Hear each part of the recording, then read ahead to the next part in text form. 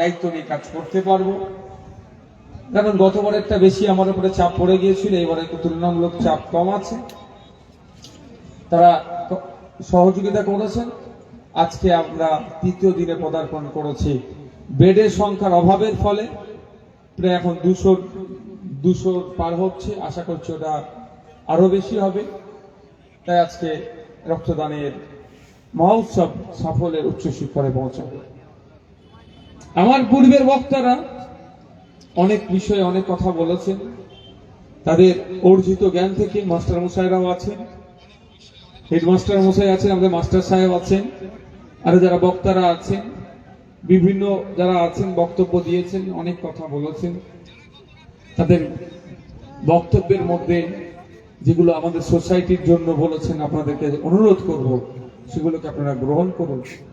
মাইকের আওয়াজ যাচ্ছে দূরে কাছে, অনেকে আছে, অনেক সমাজের মানুষ আছে, অনেক তাদের অনেক পলিটিক্যাল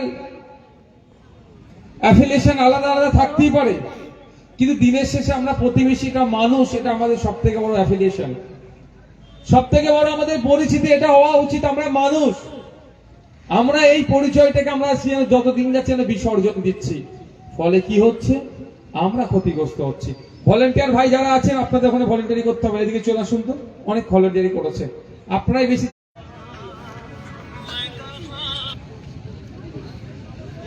যত দিন যাচ্ছে আমাদের পরিচিতি আমরা পাঠিয়ে দিচ্ছি। আমরা বলি কথা বলবো রক্তদান মহোৎসব, সুতরাং রক্ত নিয়ে কথা বললে আপনাদের সুবিধা হবে প্রথমে, তারপরে বাকিগুলো যদি বলার সময় হয়ে ওঠে অবশ্যই বলবো। মেডিকেল সায়েন্স বলছে 2025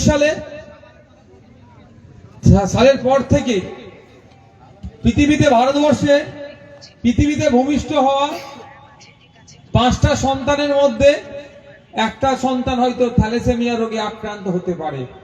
তাহলে কত ভয়ঙ্কর দিন আসতে চলেছে।